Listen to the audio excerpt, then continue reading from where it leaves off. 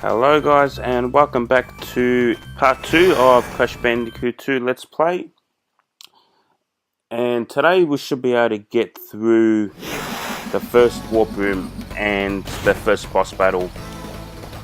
So yeah, we should be able to get through that.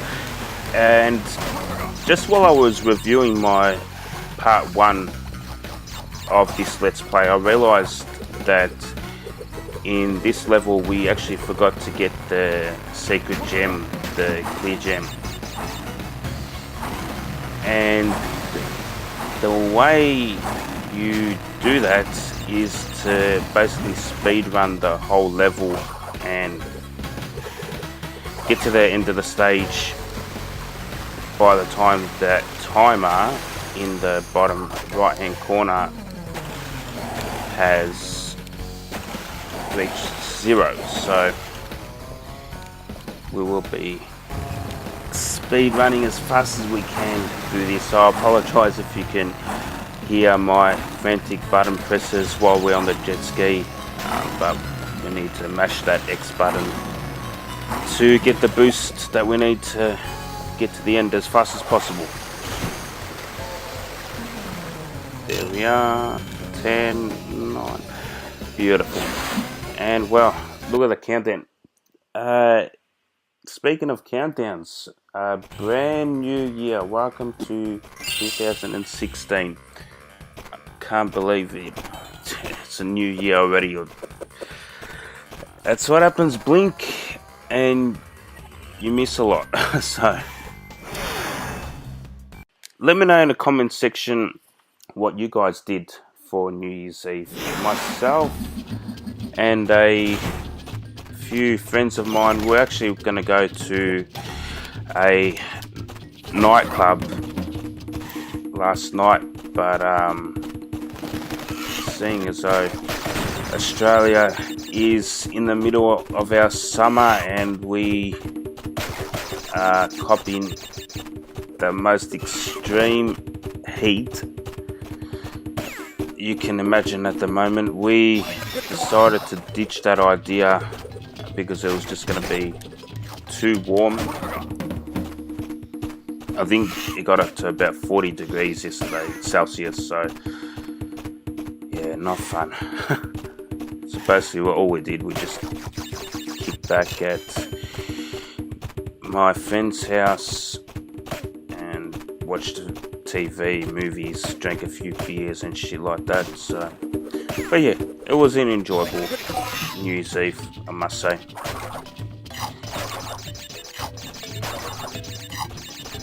Just with this level, this is the easiest course I've found, and you saw earlier with the split path that I took the right. I took the left course, and that's basically because this side has an exclamation box to that exclamation box to unlock two boxes on the right hand side, and it's just easier doing the left first before you do the right side, so you don't have to backtrack as much. You still need to backtrack, and the easiest way to do that is go down the left side, because once you've cleared all the enemies, the only thing you need to actually be careful of are the pits,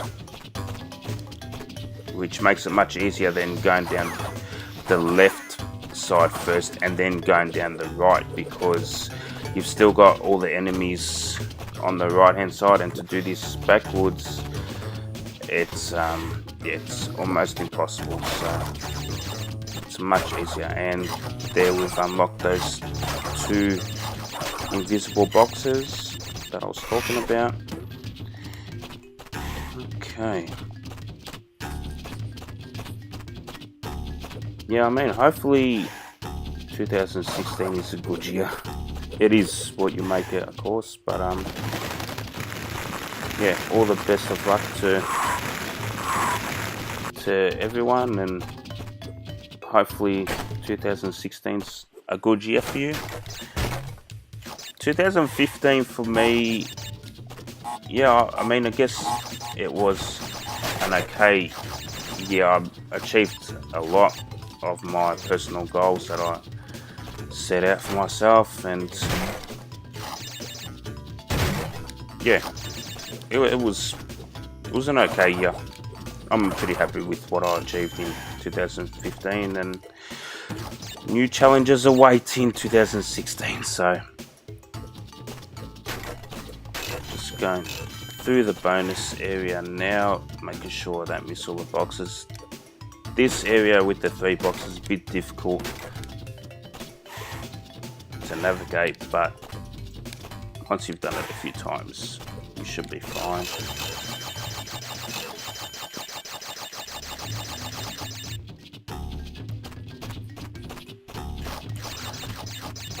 All good. And yeah, I'm actually very relaxed. We have a long weekend, so I'm enjoying that. 3 days off from work.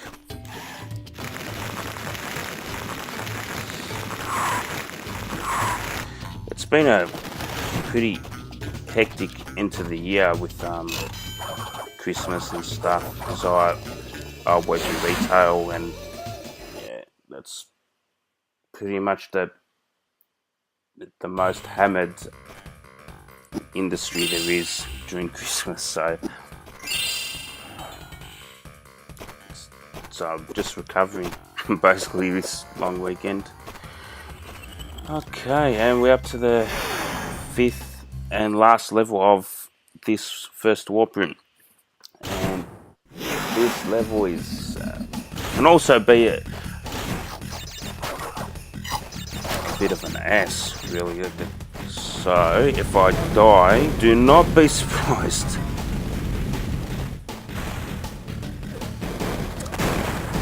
Yeah, those bombs don't kill you, but they do slow you down, and if you're not quick enough, those boulders will eventually roll you over.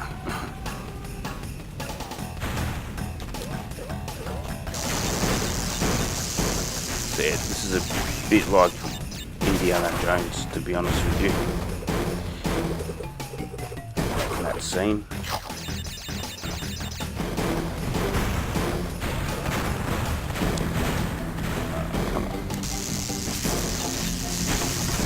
These electric gates also, obviously, if you touch those, they'll be the death of you.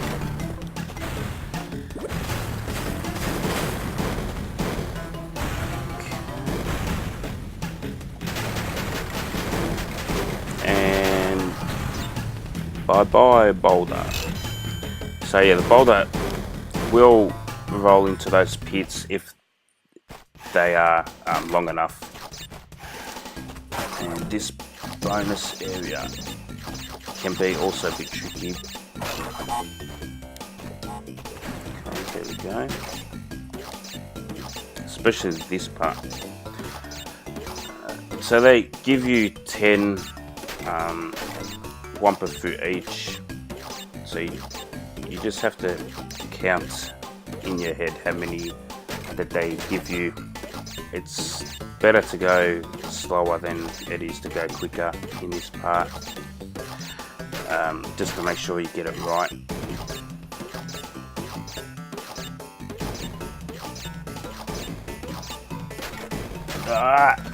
Thank God. I lost my count there.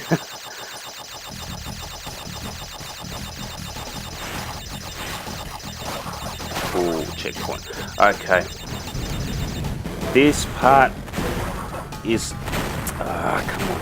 This part is the leave that box. It's the hardest part of the level, because you need to get as much distance as possible. There you go. There's it. You need to get as much distance as possible so you can get the many boxes that await you at the end of this run. So not the easiest thing to do. Come on, Crash. Come on. Oh, thank God. Okay. And 44. Yeah, that's all the boxes. And that's the clear gem done. So now, the last thing we need to do is face the boss, who is another Australian native that we were talking about in the first part of this Let's Play, Ripper Roo. So we'll let Crash finish his dance and we'll have a listen to the Cortex cutscene now. Listen up. We are not without enemies. Some of them you may even recognize. Although they cannot harm you inside this warp room, they can attack you on your way to the next way. To get to the next warp room, use the platform that appears in the center of the room. Good luck. And that's Crash with his thumbs up saying like this video. So we'll head on to the first boss battle, Ripper Roo.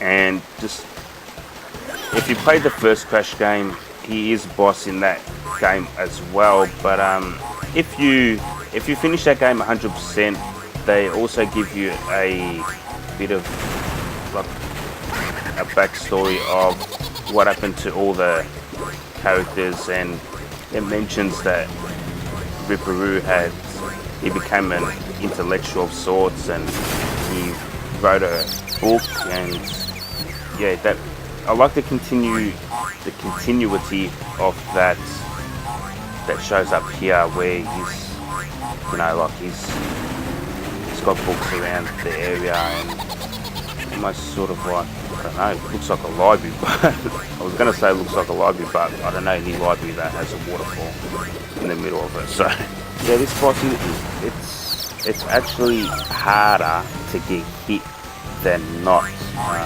and it's quite an easy boss battle. And as I say that, we die.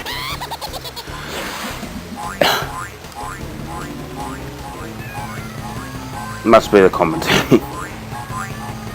See if we can get this right this time. It's not a difficult boss battle, even though I failed miserably. Then it's really not a difficult boss battle if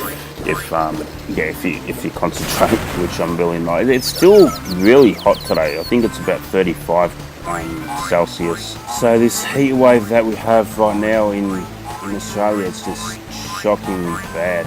And still have 2 hits. Look at him. Listen to him laugh.